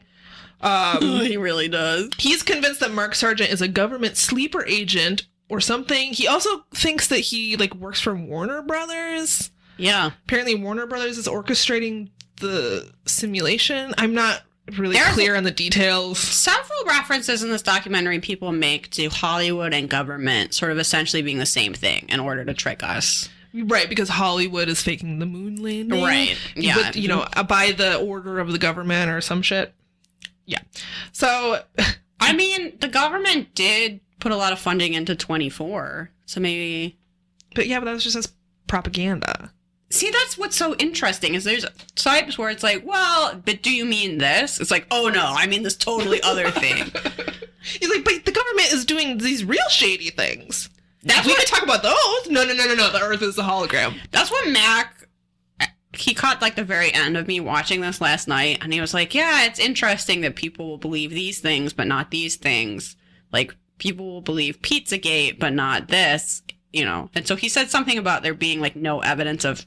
He was like, there's no dead children from Pizzagate. And I just started going, the boys on the tracks! The boys on the tracks! Rolled those boys onto the tracks. And even then fed them 40 marijuana cigarettes beforehand. He was clearly so frustrated with me, even though I do not think that Hillary Clinton killed the boys on the tracks. He was just like, yeah. And he, like, went upstairs. He, like, couldn't deal with me ranting about the boys on the tracks. So this Matt Boylan character was apparently asked to appear in the film, and this is what they put on the screen to explain why he is not present. When asked to appear in this film, Matt stipulated that he receive $5,000, creative control, a guarantee that he be featured in 25 to 50% of the film, 50, half, and that we support his unverified claim that Mark Sargent is secretly a Warner Brothers executive using an alias. We were unable to meet his demands. I feel like the cash amount is not so high. $5,000? The complete, you should be paid for your time. The complete creative control when it's not your movie. To appear in 50% of it? That's very strange. A lot. So it's unfortunate we couldn't hear more from this. It's a damn shame. Total wackadoo. So Hannah Lore, who is the physicist... I think so. With the purple hair. I'm not astrophysicist with the purple hair. Returns to ask the question we are all asking, which is, why would someone bother to fake all this? Yeah. Great question. And then she says another one of my favorite lines of the show, which is, I wish I was in a conspiracy. It seems so exciting. I wish I was getting paid off. Believe me, I do. Because, she probably has a fuck ton of student debt. Yeah. Government, please pay me to pretend that the Earth is a globe. Yes. Please. I will keep up the ruse. Please. I will fill my house with globes. And then Scott Kelly comes back on to say, when I was in space, I got paid extra. $5 a day. That's how rich I am. They gave him $5 a day to be in space. That's how much extra he got paid. I don't know if that was like hazard pay. $5 a day. That's hilarious. For being in space. But it's just like, because everyone claims that the astronauts are just like fucking rolling in dough. There's Scrooge McDuck from their participation in the conspiracy. And that's the real purpose of the rockets. Is to get shop at Walmart like the rest of you fuckers. It's to get up high enough to dive into your money pit. That's why they're interested in rockets. So suddenly everything is a conspiracy. Patricia Steele says vaccines, GMO foods, chemtrails. She believes in all of it. And then, this is where Nathan the Brain says is a really troubling one. That the media is trying to push the transgender agenda, trying to turn... I'm not even going to talk about it, but he's a transphobe. And they all believe in chemtrails and fucking... I don't know, probably the frogs are turning gay, or I don't remember, whatever the fuck. That Alex Jones thing. He's very worried about gay frogs. Okay. Let them live their lives. Yeah, whatever. Doesn't affect you, Alex. Oh, yeah, and this is where Patricia says that she straight up doesn't believe that there were planes that flew into the buildings, but I think your analysis might be correct, that maybe she thinks they were bombs. Yeah. She's despite the vague fact on that tons of people saw planes, and you can, like, I feel like There's everyone video. has seen that footage of the planes, but Apparently, there's they people were who think bombs. that wouldn't knock down the buildings, and blah, blah, blah, blah, blah, blah, blah. So the question is, next is, who's at the top? So if this is all orchestrated, if all of these world governments are in cahoots and all of these branches of the government, then who is leading this? And Patricia is unsure. Nathan, surprise, says that it's the Jews. Folks, Again, why? yeah. Why? Why bother? Imagine having that much power, and that's the thing that you pick. To pretend the To Earth isn't flat. pretend the Earth is a globe. Yeah, it wouldn't be my first choice. No. I'm going to put that really far down on the list. Folks at the Flat Earth meetup speculate that it could be Satanists or the Vatican. Which, there are two groups that don't have a ton in common, but they do work together. That's my new Perpetuate theory. The Vatican and the Church of Satan are together. working together to make us blind to the truth about the flat Earth. Yeah. But also, oh God, I don't know. Just go on. I mean, do you want me to? Nathan the Brain says that the real scary thing is not that they are hiding the flat Earth. It's that they are still doing human sacrifices and blood rituals. So I guess the globalists, probably the Jews, it's Nathan talking. Okay. So I guess the answer to your question of why it matters is because the same people who are lying to us about the flat Earth are also drinking blood and making human sacrifices to the devil. So it's just satanic panic again. I guess. Which, coming from this Nathan asshole, I guess kind of makes sense. All right. So then they ask... It's hard. Look, this is difficult. My brain, my poor This is little difficult. brain. So they ask Patricia who she does trust, and after thinking about it for a while, she says, myself. She doesn't even seem to trust Mark. No. I took that as a bold statement. She was like, unless I see it with my own eyes, it's only me. She says if there is another event like the Boston bombing, she's only going to believe it's real if her leg gets blown off. Which is a shitty thing to say because fucking people's legs did get blown off. You just are apparently incapable of empathizing with them? I just don't... Why fake that? Does she believe we live in a world where no one ever commits acts of terrorism or murder? Like, how can they That's all a be... good question, I guess. If they're all false flags, all of them, there's no real events... I mean, I guess. I guess it's only false. Every school shooting is fake. But there's been no real ones. I don't know how to answer that. There's so many questions. Patricia! I have questions. Except that I know you're in the CIA. Okay, we're getting to that part now. Okay. So this is the hilarious thing, is that she says, I'm a conspiracy theorist, but there are conspiracies about me. Now, most of these are sexist and revolve around her name. So she says, the thing about all of these theories about me... Okay, so here, well, maybe we should give you a rundown about the theories. Please. So there's a lot of videos that say that she is like, has the siren song that's like luring men into like her fake false flag flat earth thing, and then I guess I don't know what happens to them, but that's what people think. But aren't these also people who believe in flat earth? They just like don't like her. It's not clear to me how people arrive at these conclusions, but yes, maybe it's because she's gotten a big following that now that they think she's like too mainstream or something. I have no fucking idea, but they think that she is a reptilian. Sure, and that her eyes, you can see her eyes shift on YouTube. Yeah, I'm sure there's videos zooming in on her eyes and like talking about it.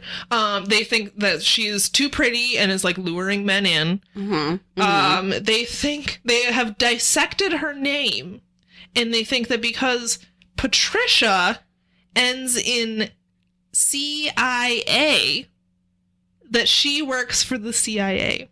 I mean, you can't just gonna give Samantha. Give that a moment to wash over you. Her name ends in CIA. True or false? True. There you go. There you go. Proof. The proof is in the pudding. Done. My work here is done. And she's very frustrated that she can't prove that these things, you can't prove these things are not true. Right. You can't prove you're not a reptilian because she's shown people her birth certificate and photos of her as a child and stuff. And people have been like, well, if you're in the CIA, this could easily be faked. This is where she like gets so close to self-awareness. So fucking close. She's like right there. She is like almost all in. She has a toe still on this side. This is the quote. The thing about all these theories about me is that I can't prove any of them wrong. I could and have shown people my birth certificate, my driver's license, photos of myself as a child, and they'll still say, well, you're CIA, all of that stuff can be constructed. People will still say that I don't have a real family, that I don't have a real brother and sister. There's nothing I can do. She goes on to say, I wonder if people like that are so conspiratorial that they actually believe these things about me in their hearts. And then it makes me worry about the things I believe in. Like, am I another version of them? But I know I'm not. It's the very quick, but I know I'm not. Where clearly she had like one night where she stayed up too late and then was like, but that's not, maybe, if that's not true, I'm not a reptilian. So if I'm not a reptilian, maybe none of this is true. And then she had to be like, no, don't worry, Patricia. You are right. She had wrong. one too many glasses of rosé, and she starts really thinking about it, and she's like, maybe these people are exactly like me? No. And I'm exactly... No. I had moments like this watching this documentary, though, where I was like, what is it that I believe that's totally not true? That is the thing. It fucks with your brain.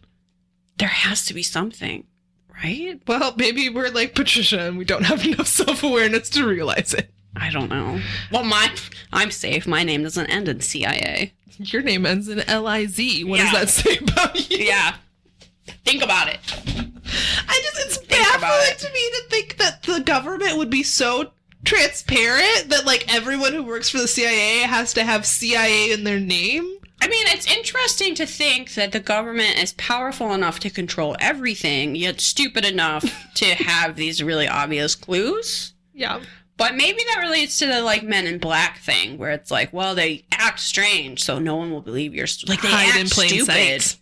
Hide in plain sight. So no one will think they're capable of hiding the fact that the sky is a dome.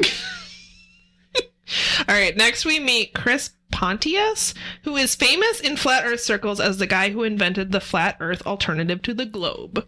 He also has a stupid wooden motorcycle. That has nothing to do with fucking anything. He calls it the flat earth bike or some shit. I don't understand what it doesn't, it's wooden. It doesn't have anything to do with flat earth. Like, it's not, the wheels are 3D. I don't understand.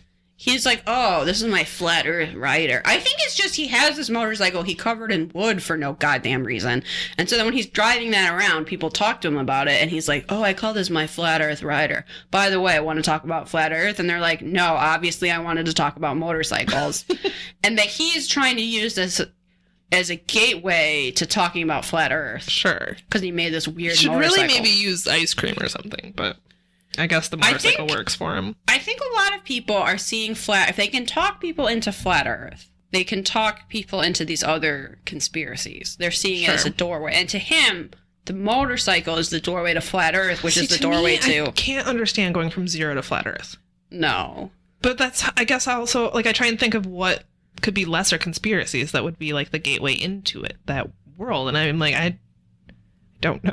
They all seem so wild that I'm like, I could never go from believing in no conspiracies to fucking believing that 9/11 was fake. The government is hiding alien alloys. Can we go from... But isn't that true? Right? So, okay, so maybe that's how people get there. Okay, we're having an epiphany in real time here. Maybe, like we talked about, the government is doing some real shady shit. So maybe you start believing in those, and then it's just easy to make those next steps, right? Well, if the government is actually doing this, then it doesn't seem that crazy to me that they would fake the moon landing. And then it doesn't seem that crazy to me that they would fake that the Earth is flat. Yeah. So I guess we just solved it. Okay, so someone sent me an article about how the alien alloys thing is not true, but it was based on a bunch of scientists saying if there's alloys, we could identify what they were. They weren't people who had seen the alien alloys, and I was like, no. I read the article too, and I didn't think it debunked it. They're alien alloys. You wouldn't be able to identify them. You haven't seen them. Yeah, I read the same article you did, and I didn't read that. So maybe we're well on our way to becoming flat earthers. I don't know. Maybe. I'm scared for us all. I think my takeaway from a lot of this was humanity is coming to an end. These are our final days. This is a species that has given up. And this is just one of the signs. Yeah, so I guess the moral of the story is just to eat as much ice cream as you want. Yeah. The clock is... that countdown to the end, that doomsday clock is a ticking. Yeah. This is a species. You know how, like... forget the 12 years. You know how, like, you can't get pandas to fuck? Like, the species is just given up. I hope we don't get to a point where we can't fuck. Well, I think this is our own version. Maybe. Okay. So... the scientists come back to talk about education, and that it's not about a lack of education necessarily. Sometimes it's about miseducation. And that you could ask... if you can ask people what would convince you and what evidence would you accept, it's really telling what their answers are, which is usually like nothing. Nothing I can't see with my own eyes. Right.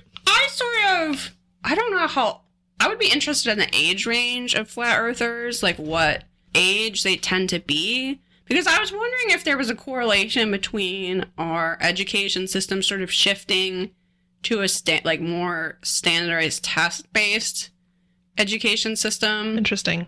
And that maybe less critical thinking was being taught. Maybe. We see a wide range in this documentary. Yeah. There's baby boomers, there's millennials.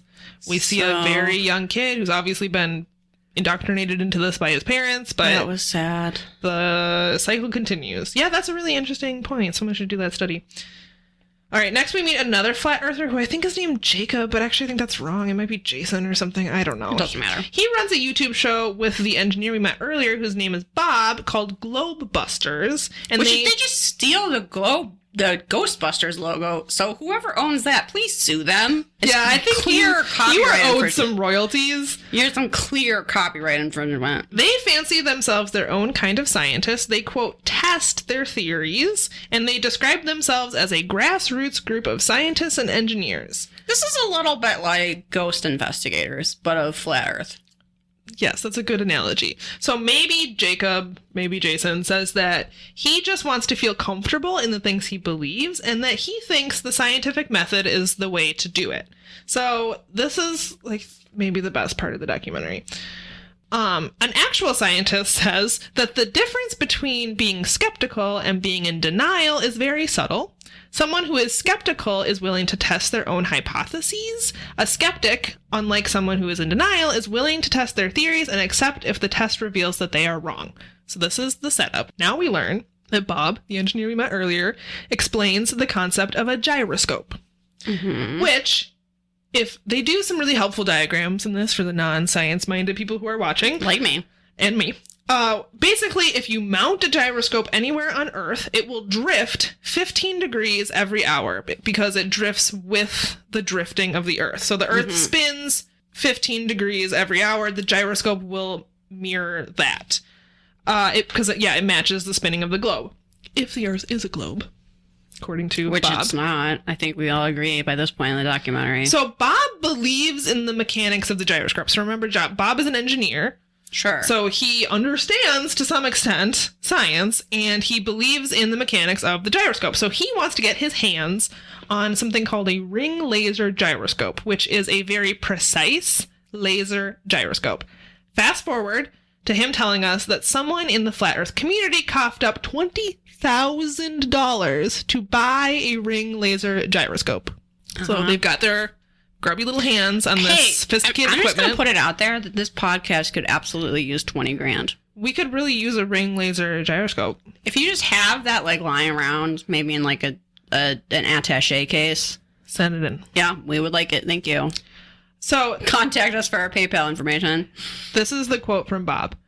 But we found when we turned on that gyroscope that we were picking up a drift, a 15 degree per hour drift.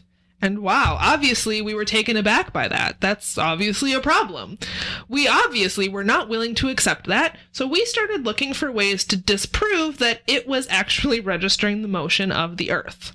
So they juxtapose this with the scientist that says the difference between someone who is skeptical and someone who is in denial is that someone who is simply skeptical will accept when a scientific test proves their theory wrong. These people were proven wrong by this fancy fucking piece of equipment they bought, and they end up putting it in like this fucking chamber that's supposed to like I had no idea. block something, and then I'm sure this all cost a shit ton of money, and every test they did just continued to confirm that the Earth was spinning, which is hilarious. They were trying to convince themselves the gyroscope was actually registering the sky, right, and not the Earth. That somehow the sky was moving, but not the Earth was moving.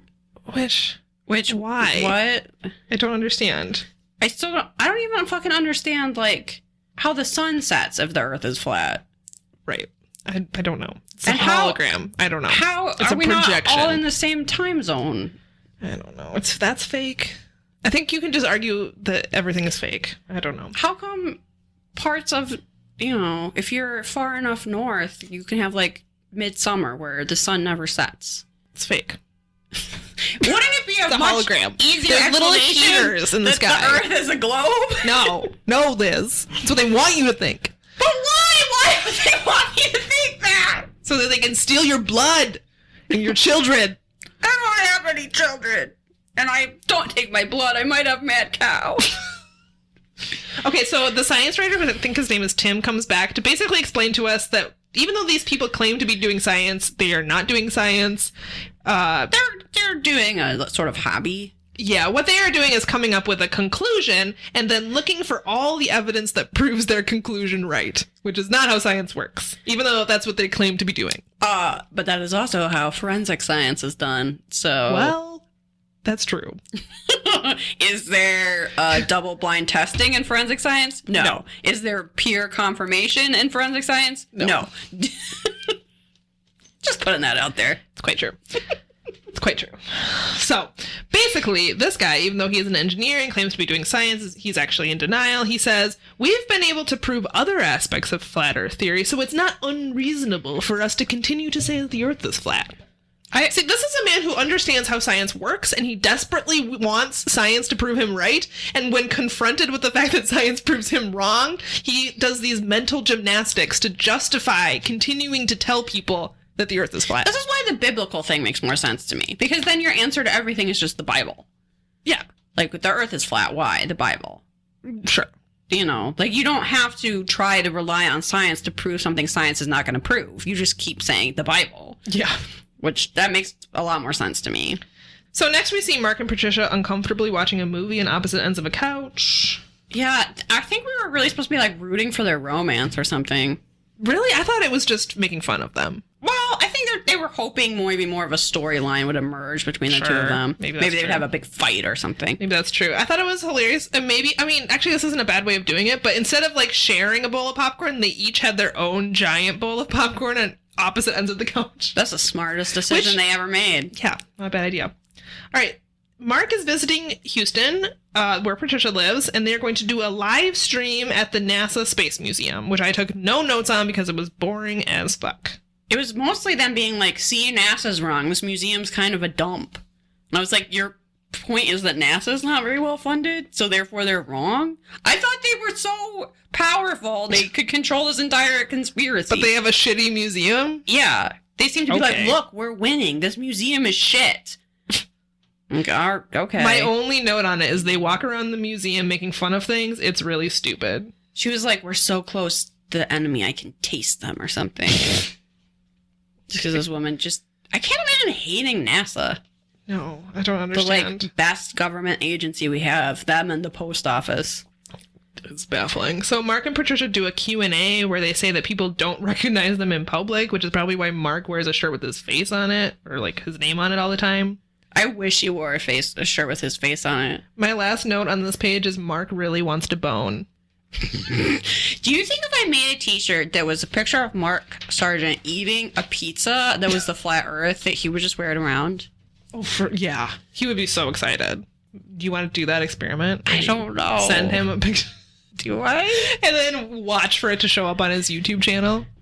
No, I don't want to do that. So next we go to what must be another meetup. The Flat Earth Science Group is talking about how the evidence they've gathered with their expensive gyroscope is, quote, really bad.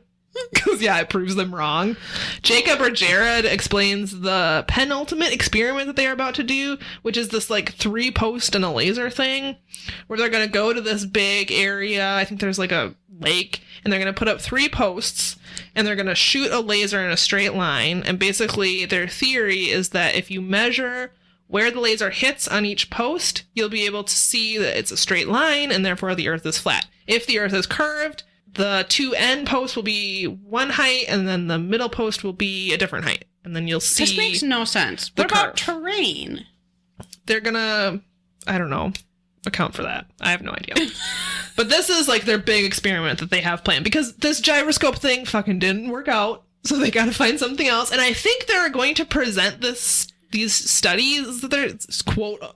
I use that term loosely, at the conference. So basically, like, what you see is Bob talking to this guy, and he's like, don't tell anybody, but we can't put out our results because it proves us wrong. And it would look really someone bad. gave us fucking $20,000, and then we're going to come back and be like, thanks for that 20 grand. Guess what? We once again proved that the Earth is round. Yep. Money well spent. Because, yeah, I think they're planning, and we see it later, they're planning to present this at the conference. So... you might want to call in sick. That's all I'm saying. Yeah, probably. So this experiment is explained to the science writer, who is impressed and pretty sure that the experiment is going to prove that the Earth is curved. And he just kind of gets a big chuckle and is like, well, we'll see how they handle this. He's like, it's actually an interesting experiment. I've never heard of someone doing this. He's like, it's kind of a good idea. And also, it's going to show that the Earth is round. So this should be fun. All right, next we get the eclipse. So Mark, they're filming Mark around the time of the eclipse, and he's like out hustling people. He's like handing out flyers and shit, talking about how the Earth is flat to a bunch of people that are like, "Hey, dude, don't follow me to my car." There's this hilarious part where he is interviewed for a Philadelphia newspaper and claims that the author of the article is a secret flat earther, and the author is like, they find the author in like a fucking coffee shop, and he's like, ha ha ha, no, I'm not a flat earther. He's like, maybe I'll put that on my business card. Secret flat earther. Secret flat earther. Do you think someone's gonna say that about me now? That you're maybe you're tweeting about it. Because I got that tweet retweeted. I'm scared. That's the real conspiracy. So yeah, we get Mark going to the eclipse and a lot of news footage of news programs that talk about how flat earthers are grappling with the eclipse. A lot in this documentary is that flat earthers are equating press coverage with people believing them. Yes. Not the idea that, you know what will make a great lighthearted bit for the local news? Us fucking laughing at you.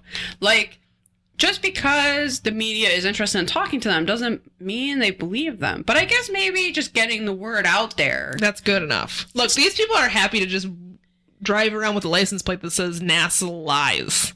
Or does it say nasal lies? So getting their face on a news story is like the best. Oh my god. Anyway, next, Mark is flown to a flat earth meetup because he's famous, I guess. He's extremely excited about it. This event is juxtaposed with an outreach event put on by astronomers, I think they're astronomers, where they basically, it seems like they get together at a bar and have speakers talk about relevant issues in science. Seems like a cool event. It's like a fundraiser thing, you think? Yeah, it's a fundraiser. There's beer. It seems like they line up some interesting topics. We meet a speaker by the name of Lamar Glover, who is a physicist at Cal State LA, and the first non-white person we've seen in this whole darn thing. Oh, true. And he talks to the crowd about... Surprise, surprise. People actually, that's really not true. Some of the scientists were people of color. The flat Earth crowd, very white.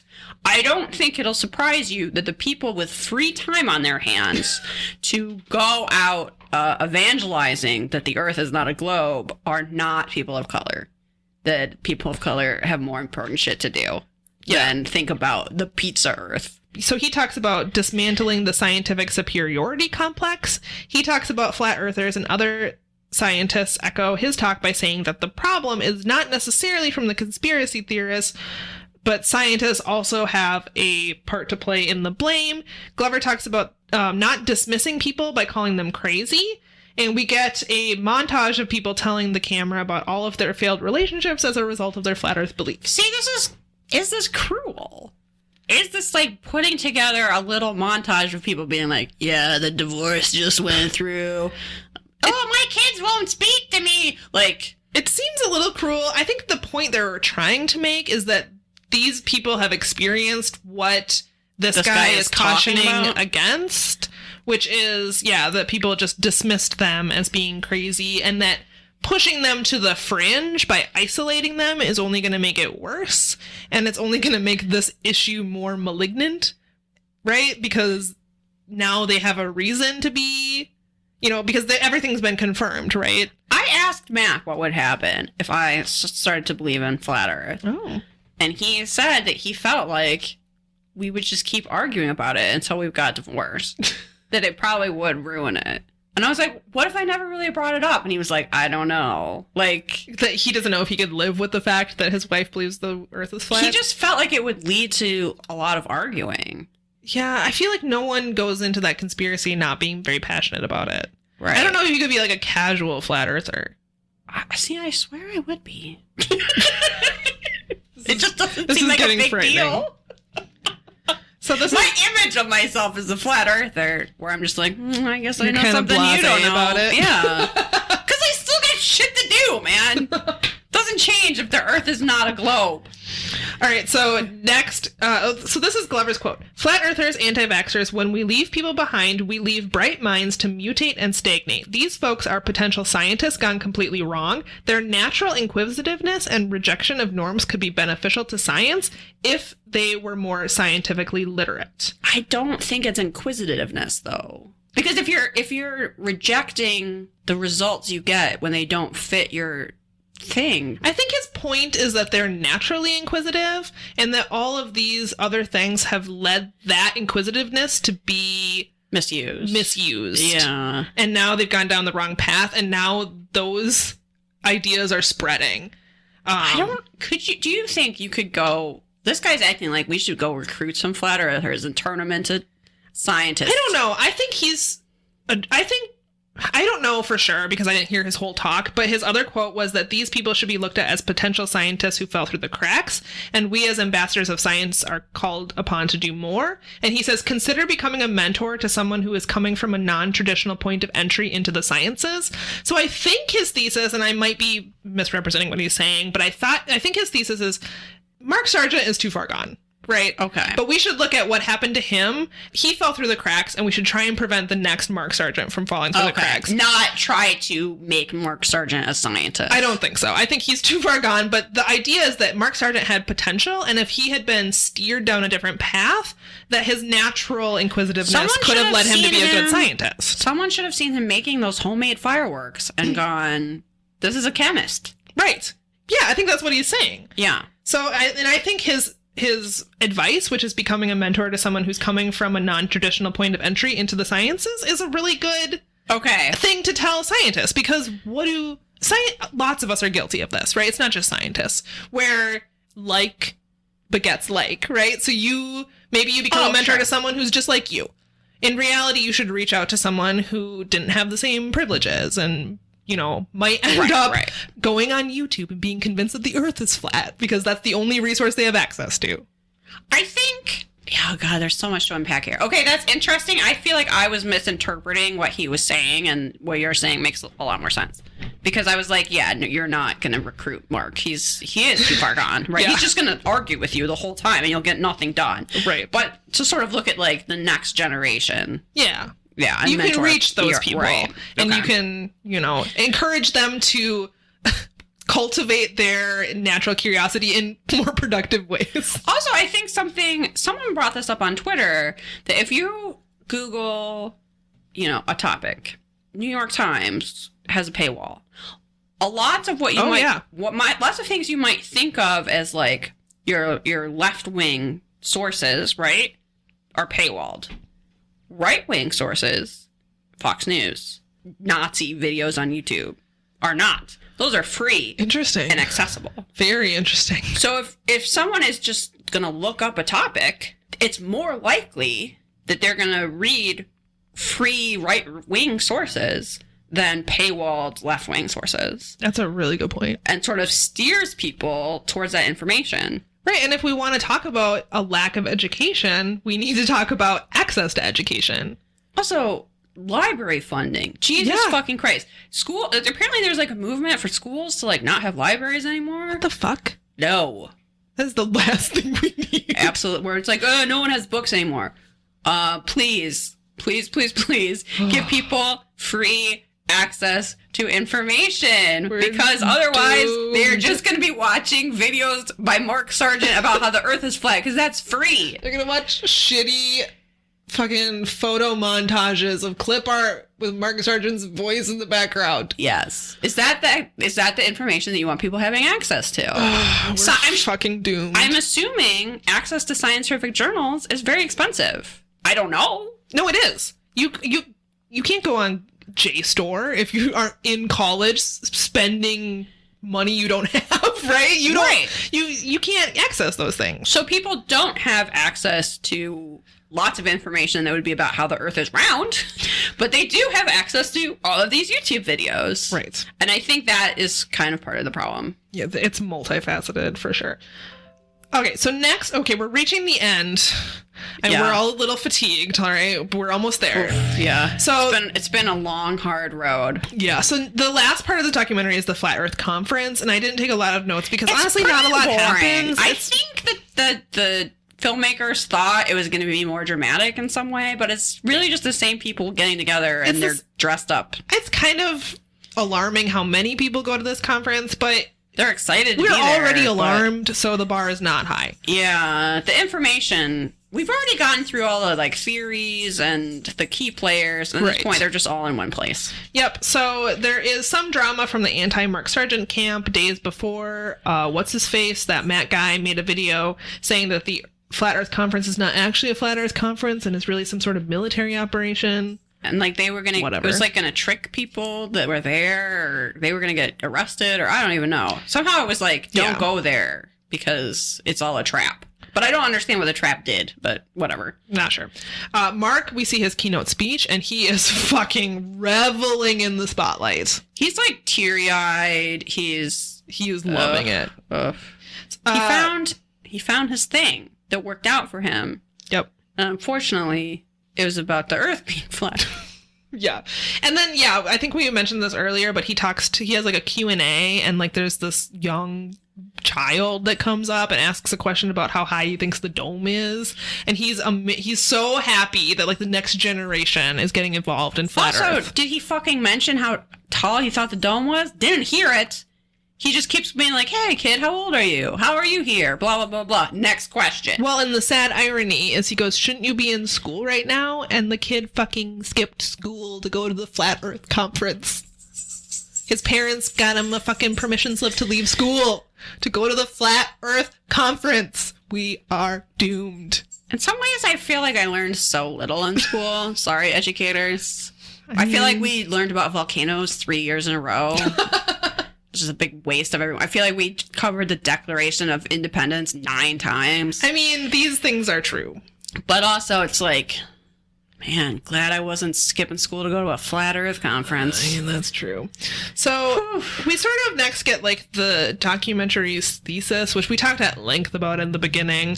Basically, scientists connect the dots from flat Earth to denial of evolution to denial of climate change, and the risk and implications of having a large part of the population that is easy to manipulate with misinformation, and how that can have larger implications on, I don't know, the future of the human race. It doesn't matter because it seems like it's done. The snowball's rolling down the hill, folks. We might as well drink and fuck and be merry. I don't know. I don't understand denying climate change either. No. And some people have a biblical thing for that too. Yeah. I sent Samantha a tweet earlier that I knew would really bother her, which was someone complaining about, so little did you know, the Game of Thrones is really, winter is coming, is about climate change. Yes, it's an allegory for climate change. It seems like, I don't know, like pretty obvious. Not like annoyingly obvious, but also like not hard Like to grasp. no duh. Yeah. You don't really need George R. R. Martin to confirm it to be like, by the way, yeah. that's about it's like, oh, this like horrible weather disaster that we've been ignoring and like whatever, right? It's quite transparent. yes. So I sent Samantha this tweet of this guy complaining about politics being brought into Game of Thrones as if that please was don't not make Game of Thrones political. As You if know, that wasn't show the whole about fucking point. you know the whole time. the political fantasy drama about a throne. You know, that thing that you shouldn't make political. I don't like people bringing politics into politics. Please don't make House of Cards political. Thank you. Yeah. Like, come on. It's that George W. Bush at some point was complaining that people wanted to bring the government into Medicare. It's that kind of. Yeah. It's that we've been doomed for a long time. Jesus. Well, if you made it to the end of this, congratulations. I'm sure you now agree that the Earth is flat. Yeah. We're glad. Join our Facebook group. Now that you're now that you've at the end, we can all agree together. You know what? How much pizza is at Flat Earth meetups? My Maybe favorite I could thing be about the convinced to flat go. earthers is that they make this like flat symbol with their. We didn't talk about the symbol where they like go. It's almost like a dab with their arm, like flat. You know, they look so dumb posing for photos doing that thing with their arm. So dumb. So dumb. That's pretty probably lame. the coolest thing about them. Could you imagine if like your dad was in some khakis and says "I am so and so" his name on the shirt, and he's like posing with people doing the flat earth? The idea of my dad being in maybe the flat not your earth dad specifically just exploded my but brain. If you had a dad who did that, like if Mark Sargent was your dad, could you imagine how embarrassed you would be by everything? It's like, Dad, no, quit talking to everyone about flat Earth. Oh my God, no one cares, Dad. This is like the version of like if you had a grandma or God forbid your parents who like handed out tracts. Do you know what a tract is? No, it's like a Christian biblical pamphlet. Like a pamphlet. Yeah, yes. It's like a pamphlet for like Halloween. Or there's something. like a specific. I don't know if it's like a brand name of tracts. I think it's like the brand or like interesting. It's a series. So track is like, I'm sure there's other pamphlets, but tracts are like the famous one. And I once dated a guy whose grandma was a little bit off her rocker, and his mom had to take her grocery shopping all the time, and every time she would dread taking her grocery shopping because she would get in her little electric cart and she would wheel on over to the Cosmopolitans and slip tracts inside of all of them. Oh my God. I feel like that's how you would feel if your dad was Mark Sargent. You're just like, I don't know them. I don't know this sorry. Yeah. Someone in my neighborhood handed those out on Halloween for trick-or-treating. Like about how Halloween was actually about the devil. Right. And you were like, okay. Yep. Do you just want your house to be egged? I don't really understand the game plan here. Are you asking to get forked? Yeah. Not in the good way? Yeah. Like your lawn? So it's not like I made the mistake of going to this house on a regular basis. Obviously, you were in the house, gives you a pamphlet, and you never go there again. Skip over that one. But they specifically were like, "Oh, what are you dressed as?" And I was like, "A druid." The thing, your pamphlet. How old were you? I was like 11, maybe. Just like it's like the end of like acceptable trick or treating, right? Yeah. And I was like, "Oh, I should go as a druid because they made Halloween, right?" That's the most Halloween costume ever. And the person who was, for one, handing out pamphlets about how we were evil was like, "What are you?" And I was like, "A druid. The thing your pamphlet's about." They just splashed holy water on you and slammed the door. That was a cool costume. My mom and I made a wreath out of like willow branches and shellacked leaves. That's amazing. I know. It was pretty cool. Okay. Clearly, I read some book that had druids in it and was like, I don't even remember which one. Perfect Halloween costume. Yeah. It really is, actually. I was like, and I had like for some reason, like a black robe. It was probably supposed to be for like Elvira or something. And I was like, yeah, perfect. Got my robe, got my crown of willow branches. I can go be a druid now. Amazing. Anyway. All right. Well, thanks for listening, patrons. Thanks for your money. Yes, thank you. Tell us now what we should make a track about and slip into things I feel like at it the would have grocery to store. have something to do with aliens. Like, or Mothman. Yeah, it should be Can about we could- Mothman. I would real. evangelize about Mothman and his Actually, booty. that might be our conspiracy We believe it. that we believe in Mothman. Maybe. think Is of that it. our gateway conspiracy? Though Mothman? I don't know. I feel pretty content just believing in Mothman. Yeah, I And don't really guess need more. The alien alloys. Yeah, I'm good. I Yeah. don't need more. I guess I don't. I am so suspicious of authority that I really don't believe they have the power to orchestrate all these things. I feel like I'm at the same place. So it seems more likely to me that there's a Mothman than the government is organized or capable enough to like really pull anything off. Because True. they're a bunch of jokers, right? True. Anyway, thanks for your money. We are using it to get a gyroscope. We're saving up. It's gonna be a while. Oh, did you ever say what happens at the very end? Oh, I forgot. Oh, the very end, the big reveal. It's like the biggest part of the So they do the laser experiment. And Yeah. Liz, do you want to guess what it shows? Does the Earth is flat? No. Oh. It shows that the Earth is round.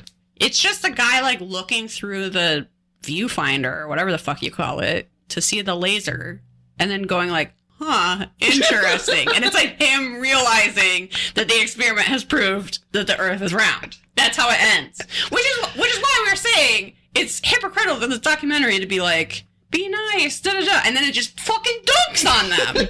It really does. Because in the credits, it's just like, yeah, a jump cut to like all of these like reactions online Yeah. where they're trying to like explain away how this result that they got. Yeah. It's something. The Earth is flat. Bye. Bye. Bye.